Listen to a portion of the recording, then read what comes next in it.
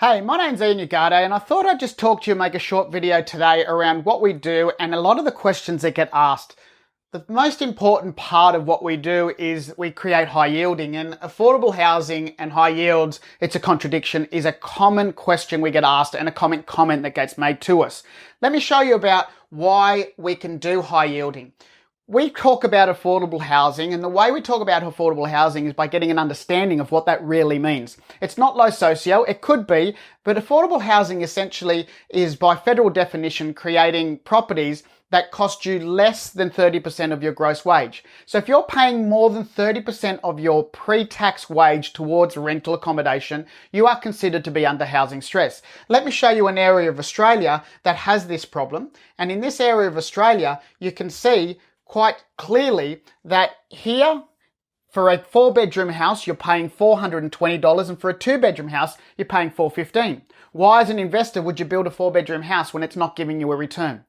In this area here, 94% of the people that are renting in this area are living under housing stress. Now that is a huge and an enormous figure to start to understand. Because see, the problem in Australia is we build the wrong product. In Australia, we have the average size house is 246 square meters. And in that house, 2.5 people is the average. So essentially you've got parents in one room and you've got a child in the other. And this is what we call a 4-bedroom, 2-bathroom house. Tonight when we go to bed, we've got 12 million empty bedrooms in Australia.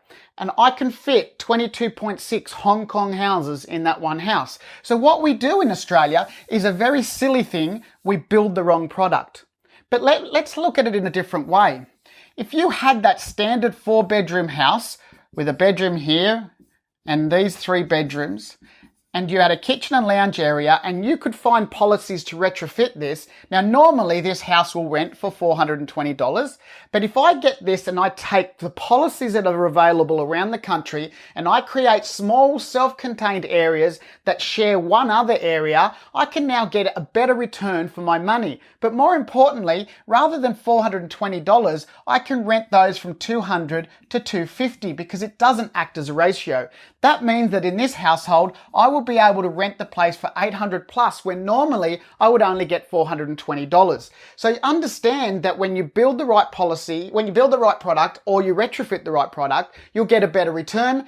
And more importantly, there's policies all over the country. There's rules and regulations that you need to follow and compliance that you need to understand and install into these properties.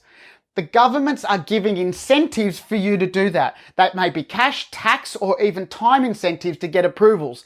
The governments are so wanting to get these style of accommodations that the fines for doing things illegally are huge, including jail time, which is why you need to know these rules and regulations and put them in place and use the incentives. Now, I can only do a short video and I just wanted to answer a few questions as we go along. So what does this mean and why would you do it? Well, let's look at it. The residents that are looking into renting these property are getting a cheaper rent. So rather than paying $420, they're actually halving their rent and coming in and only looking after part of the property, having utilities included and saving themselves the money so they can invest in some property.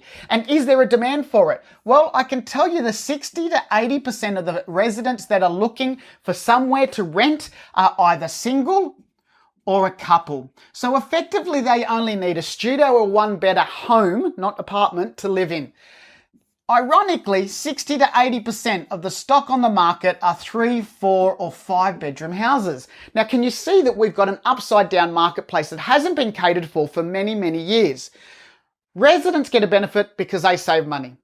The investor, which is you, the mum and dads of this world, get a better return, which means that they can continue to grow their income and get to a point where they no longer need to be in paid employment and can earn an income out of this by providing good housing.